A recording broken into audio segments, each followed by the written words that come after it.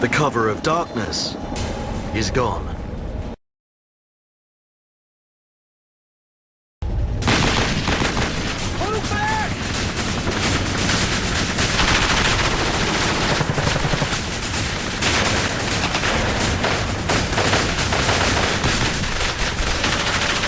A burst of machine gun fire rips through the chopper.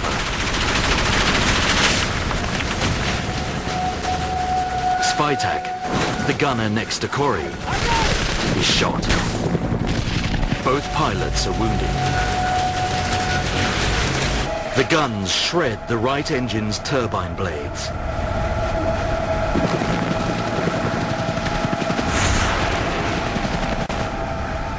The 27-ton Chinook falters. I heard that engine whine, and I just broke into a cold sweat. Then, an RPG hits the Rangers' aircraft.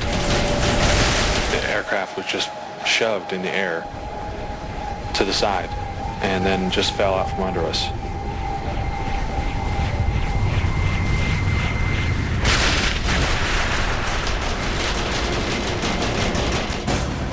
The Chinook crashes into the snow just 73 meters from the al-Qaeda camp. Lamoureux turns to his fallen colleague. Hang in there, buddy. But Spytak is already dead. Like the SEALs before them, the Rangers' rescue mission is turning into a fight for survival. Al-Qaeda continue to unload a barrage of fire. The Rangers are sitting ducks. Nate Self falls as he runs out of the helicopter. 2 Rangers are shot, exiting the chopper. I knew that they were dead, and it registered with me for a second. The enemy's gunfire really brought me back to the here and now. Self attempts to return fire, but his gun jams, and he is forced to take one from a dead comrade. We were in such a bad place. There was no cover. The only cover was provided by our own gunfire.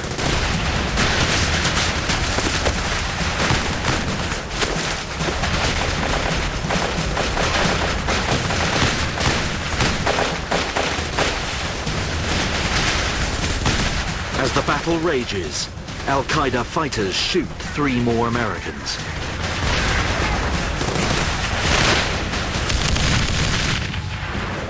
More than 45 meters down the mountain, a separate battle is taking place.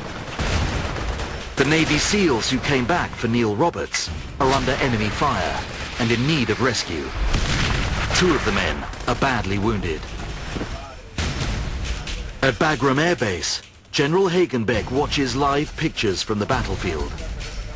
About everything that could go haywire occurred.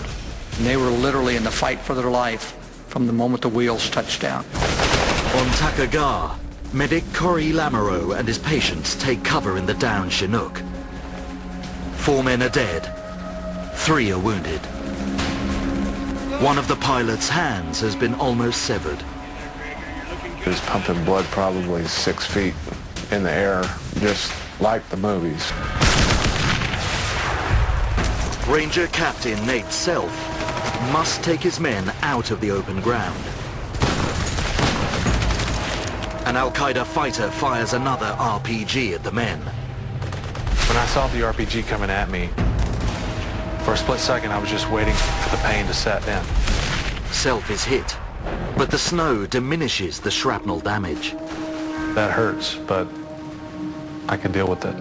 Captain Self makes it to the shelter of rock outcrops.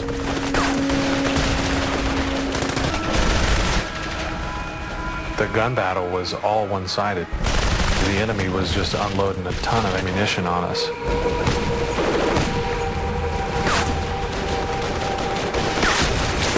Al-Qaeda have already shot down 2 American helicopters.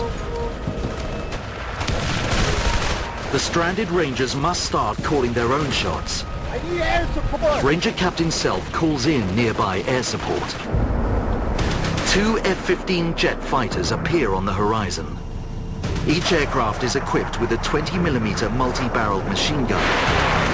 and massive 500-pound bombs. The Rangers are too close to the enemy's bunkers for bombs. They too would be in the line of fire. Give me gun! Give me gun! Self calls in the guns. The F-15 fires a barrage of rounds into the peak. The pilot makes another pass. The second F-15 does a run, firing into the enemy bunker. But al-Qaeda fighters continue to return fire.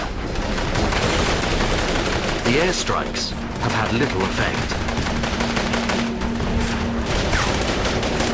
There was no way out of the situation but to do something.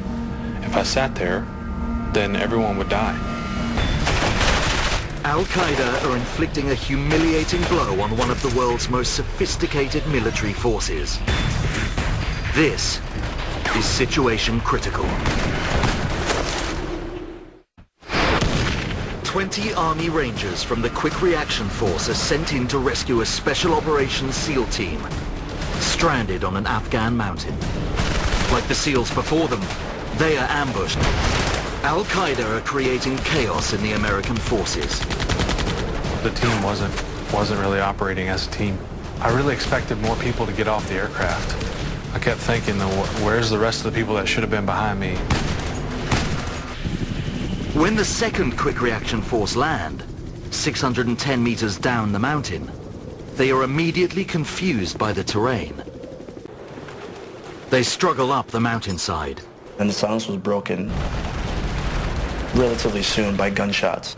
So that directed my attention up, and I looked at the mountaintop, and it was really far away. It will take hours to reach the other Rangers, who are pinned down in the snow on the peak of Takagar, and whose situation has just got worse.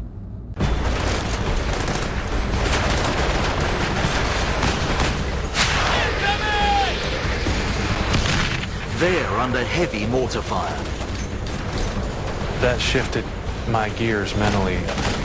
We needed to do something quickly. Captain Self calls in air support again. This time, they will bomb the enemy. The first pilot flies a dry run. He is then cleared for a strike. Moving at 300 meters per second, the F-16 launches a 500-pound bomb. If it hits, it will wipe out the al-Qaeda camp.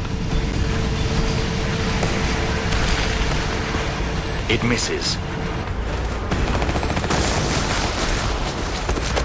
On his next run, the pilot drops another between two al-Qaeda positions. All the F-16's bombs have missed. Al-Qaeda continue to fight.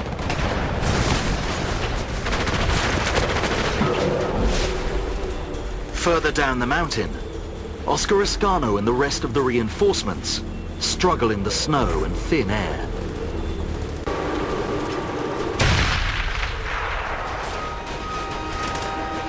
They are suddenly blasted with enemy mortars.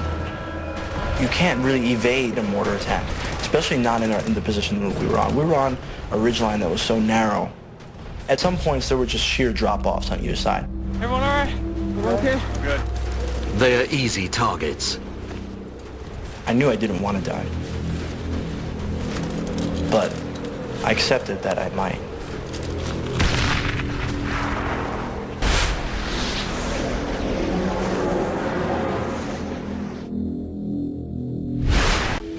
The first quick reaction team still takes cover. Corey Lamoureux and the other medic are still in the stricken Chinook, trying to keep the 3 surviving wounded stable. I felt like the situation was so bad that if I didn't do something, that no one would come home. There are just 6 able Rangers.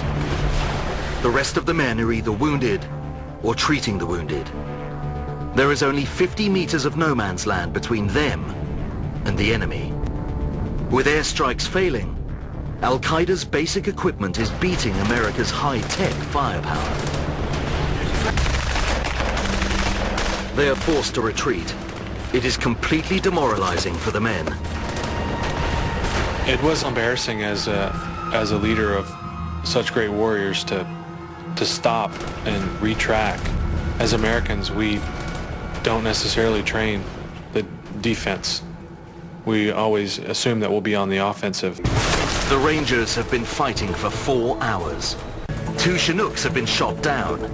Airstrikes have failed. And the Army Rangers' Quick Reaction Force have been beaten back by al-Qaeda. Captain Self's team are facing defeat. Yeah, I was in a really troubled state of mind. There was no clear answer. There was no clear path out of the situation. Al-Qaeda are outmaneuvering the Americans. The enemy's tactics were impressive.